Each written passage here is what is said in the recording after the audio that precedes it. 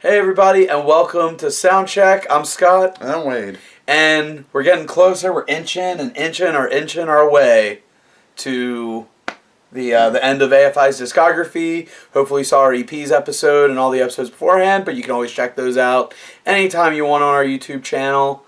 But for right now, we're getting into the emo phase. We're coming off Sing the Sorrow, and we're heading into the Hot Topic era of AFI. The era I dropped off. And honestly, that's really the best way to describe this time in the band.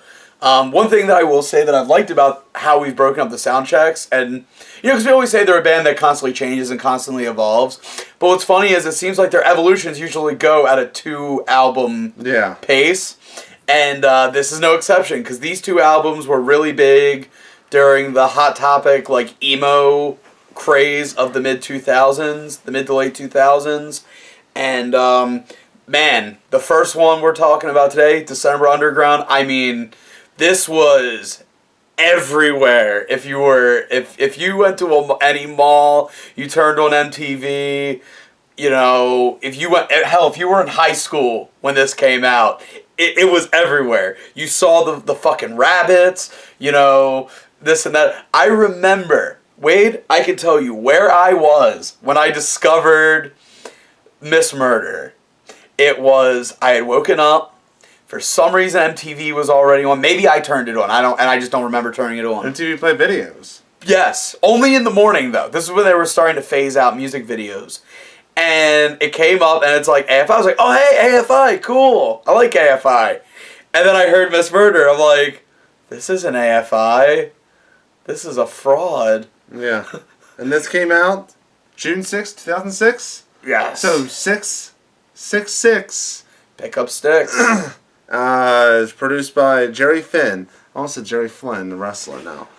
Jerry Finn. Thank you for being the only other person to remember Jerry Flynn. And it was released by Interscope. That's a name I've heard.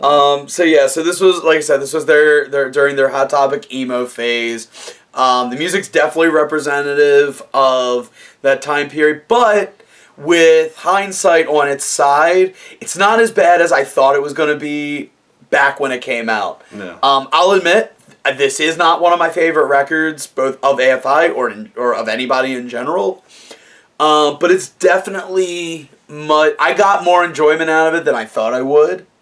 But that being said, I think a lot of us, when we saw it for the first time, we saw the cover, we saw the Miss Murder video, we saw AFI, we thought they had officially, just sold out. They had officially, musically, everything. But when you listen to this album, it really is another continuation. It's like they took Sing the Sorrow and tried to make it poppier. Yeah. A little poppier, which makes sense when we get into the next record. But as far as this record goes, I don't mind listening to it, but like I said, not one of my favorites.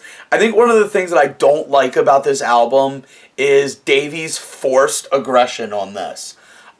I feel like, and I know they used to they did the hardcore punk, they scream a lot, but there's something about some of the moments on this album where it really feels like Davy was really forcing that scream and forcing that, whereas other times on the record, as in previous records, it feels very natural. It's not a total thing on the album, it's just something I've noticed. I feel like there were parts where he just wanted to keep it clean or just do it normal, and they were probably just like, no, we gotta appeal to the kids. Do the scream. He's like, I already scream anyway, fuck it. Yeah. That's the vibe I get from it. Because, he's a known screamer, so it's not like he's not good at it. Yeah. But as far as the best, Wade, what would you say was the best song on Decemberunderground? This song is on my iPhone. I had downloaded it. It gets stuck in your head. It is Summer Shudder. That is not my favorite, but that was definitely, it was gonna be until we got to the song. I love the chorus, and then you had a little guitar fill there, and it sounds so good. It's one of the few songs I think that really the intro makes me think of, the intro synth, it makes me think of Dragon Ball Z.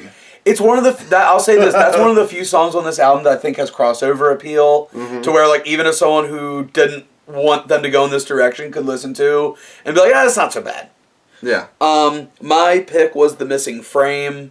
That's a good one.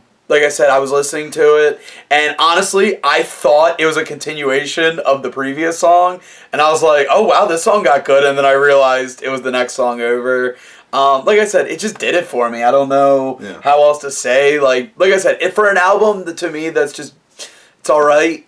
I think The Missing Frame was a good song. I mean, obviously, songs like Miss Murder are underrated as far as their category because of the time it came out and everything. Yeah. But like I said, I wanted to go into it not picking Miss Murder, but I really thought it was going to be a case of I'm going to have to. But I was really surprised. Yeah. Least favorite? The Interview. The Interview? Really? Mm-hmm. I mean, that's not a... I was going to say, knowing who I am and knowing who you are, really any of these songs wouldn't surprise Kill me. Caustic, Miss Murder, and Summer Shudder are great, like 1, 2, 3 punches, and then The Interview is just a step down, I think. But then it picks up with Love Like Winter. Yeah, Love Like Winter is good. Yeah. My pick for worst song on the album, it was a tie between the opening track, which I believe was called like Prelude 21 or 1221. Yes. It was a tie between that and 37mm, but I'm going 37mm because at the very least, Prelude was just that, a prelude. It was an intro. Yeah. So it was fine being bad, but man, 37mm just felt like such a letdown. Like I said, I was getting like higher hopes with this album. I remember, I've heard this album before this. You know, I listened to it on my own, and like I said, I thought it was okay. But that was one of those songs that like I was just like, I didn't like it then. I don't like it now. It just does not do it for me. 37mm was mine too, because you're near the end of the album, and at that point you're like, can we end this album? Yeah. Because I liked this album a lot more than I thought I was gonna like it. I thought I was gonna be like, oh god. You were dreading it. I know you were. I liked it a lot more. There's a lot more catchy songs. I do understand what you mean, that there's a little kind of no balance with what Davey wants, with the instrumentation, the songwriting. There's not... It's close to being balanced, but, you know, he does some weird things here and there. Yeah. The forced aggression, I do understand what you're saying. It seems like he's lost the aggression, it seems. Well, it's not even that. I think it's like they wanted... I don't know if it was them or, like, the record company or whatever, but somewhere along the line, just... Parts of it just don't feel... And again, who am I to say what's real and what's not? But just as a listener... I get a vibe of it not feel... Some parts of some of the songs not feeling real. Like I said, some of the aggression feels forced. Some of the aggression works because it feels natural, but some of them just feel staged, as best I can say. And as I said, you know, Miss Murder, obviously good song. Summer Shudder, I mentioned, was a song I liked. And I also liked Killing Lights. That was another one that was almost... my top pick until I heard The Missing Frame. That's a good one. Like I said, it's not... This is an album that I can put on in the background and not have a problem with. Not one I'm putting on to actually, like, listen. You know, maybe every once in a while, like, if I want to do the discography again, or maybe I just want a change of pace, I might put this one on. But this is not one that I'm really going out of my way. Like, for me, knowing how big a Ghost fan is, like, I'm not going for this like I'm going for Ghost. I'm not going for this like I'm going for Misfits or Ramones or something like that, or even some of their earlier stuff. You know, I'll put on. There's a lot of stuff I would put on before this. Yeah. And then moving on to that leads us into the second album of the Hot Topic era. Crash Love. Which I apologize if I say Hard Love. I've been saying Hard Love. I don't know why. For the past 20 minutes. I don't know why. It was released September 29th, 2009. Yes, so... It was produced by Joe McGrath, Jackknife Lee, and AFI. Okay, now, this album has a very unique distinction with me, based on where the other albums are. This album... is very okay. This album, I like it. Like I said about Decemberunderground, this is another album that I wouldn't go out of my way to listen to. Maybe every once in a while to change things up. Like maybe I'm listening to AFI, but I'm like, you know, I want to listen to a different album, like something different, I might put this one on. But like, I got nothing on this one. I don't think any of the songs sounded super similar or anything. It was just, I don't think they were firing, you know, I don't think they were firing their best shots on this one. They weren't bad. Make no mistake. I'm not saying this is a bad album. Far from it. I still, you know, it's like it's not like when I listened to the Smiths. I didn't regret any aspect of listening to this record. It's a competent record. It definitely exists. You can see the craft, but it's one of the most boring records. It's boring. It's too overproduced to where everything has this kind of bland tone to it. Yeah. It's like there's no punch to any of the songs, and when there is like, oh, there's the Torch song, that's interesting, but they drag it out. Yeah. They do differently. I definitely felt that. They just drag it out, and I feel like there was too much. It was a little too overindulgent, like I said, too overproduced. I felt like they were trying to be like, oh, look how talented we are. Like, we know you're talented, but that does not mean that you can just make this record. It was bland. I can't pick a favorite. I can't pick a favorite or a worst. And the thing about this album is, if you saw what they looked like during this era, it's like they put more effort into the outfits and the look, which again, you know, they're a visual band to an extent, so I mean it makes sense, but I think more energy went into their outfits than that. I had two songs. I had two songs. I couldn't pick a favorite, but I did pick two songs that I liked more than others. I won't say they were my favorites or they were great. I'll say I liked them more than others. I'm leaning towards Medicate, but it was between Veronica Sawyer Smokes and Medicate were probably the only songs I listened to that I thought stood out a little bit. But having listened to the album, you know, not a while ago, but like a couple days ago, and then listening to it today, I don't remember it. That's the thing. I don't remember it. It was memorable in that moment, but it's gone. Here's a little behind the scenes. This episode was supposed to come out like 3 weeks ago. So I listened to the album 3 weeks ago. I listened to it 5 times at work. I listened to it 5 times. And I don't remember what songs were which. I remember the Torch song because that was the first song. Yeah. I think I liked the End Transmission. I don't remember. That's how unmemorable this album is. But again, we can't stress enough. Not bad. Just not memorable. I'd rather it be bad and terrible. Yeah. Because I'll remember it. Well, that'd be... Take Danzig. If we ever do Danzig. Like Danzig we will do Danzig. Like Danzig 5.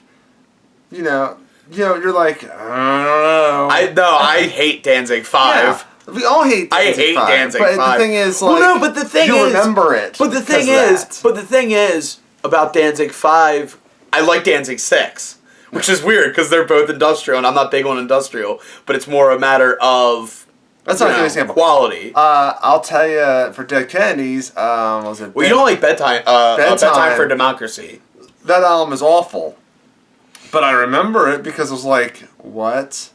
I don't know if it's bad. I just remember Frankenchrist because it had the little Shriners on the cover. Frankenchrist was okay. But anyway, we'll get to that another day. But yeah, I couldn't pick a worse song. I can't pick a best or worst. Nothing was, like I said, nothing on here was inherently bad to me. I know that might sound like a cop-out. If you can think of the worst song... It sounded like one whole song. If you can decide, if you're watching, you want to tell us a worse song... Whatever you put in the comment section, that's the worst song on this album. I can't even give an honorable mention other than, like I said, it was between Veronica Sawyer Smokes and Medicate, which was one of the hits, which was one of the singles. Yeah, so and I didn't even know that going in. I did not know any I know that because of the songs on were the singles. Wikipedia, there's only 2 songs that have a page. Oh, those are usually hits. Medicate and Beautiful Thieves, which I thought was boring as shit. Yeah, like I said, I did my best, guys. Yeah. We both did our best. So and remember, you're talking to a guy who you know, after a certain point became a fan of all aspects of AFI, not just the hardcore stuff. But that being said, it's time to rank, and here we go, from best to worst so far. Number 1, The Art of Drowning. Number 2, Very Proud of You. Number 3, Black Sails in the Sunset. Number 4, Sing the Sorrow. Number 5, Shut Your Mouth and Open Your Eyes. Number 6, Answer That and Stay Fashionable. Now here's where I have to explain my choices based on what's been said.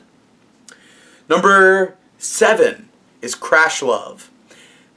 And then number 8 is December Underground, and I will tell you why. Oh, fuck. Because as much as as bland or as dull or whatever word you want to use, I'm not using those words, I'm saying that you want to use,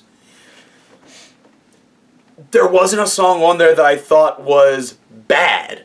You know what I mean? December Underground had at least 1 or 2 songs that I thought were bad. Like, I didn't like I wanted to skip. I didn't really have anything on Crash Love that I wanted to skip. So, by default, Crash Love is better ranked than December Underground. Our lists are different. Alright. Okay. Number 1, Art of Drowning. Of course, because it's the best one. Number 2, Sing the Sorrow. Well, I know how much you love that one. Number 3, Very Proud of You. Mm-hmm. Number 4, December Underground. Really? I like that album a lot. I like the production of it. Wow. Honestly, it was in between. I was about to switch Very Proud of You and December Underground. And I realized, okay, I think Very Proud of You I liked a little more.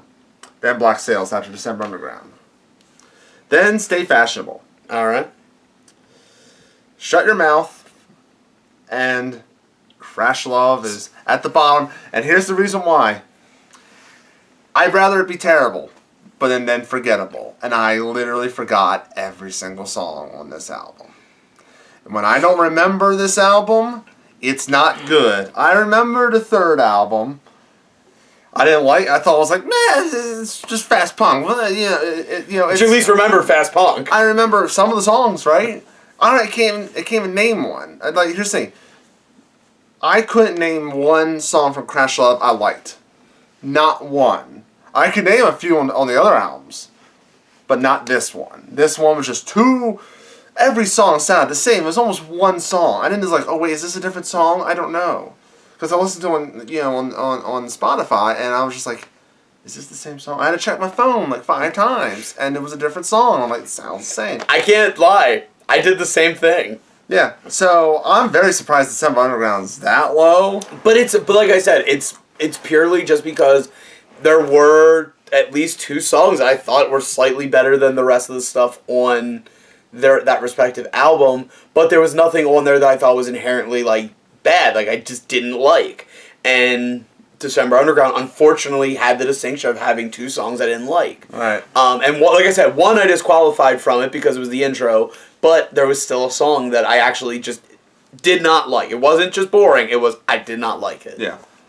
So that's those 2 albums. We have 2 more albums, and then it's the end of the show for this season. That's right. We were supposed to end it in December, but things happen. You know how it goes. December Underground. Yeah.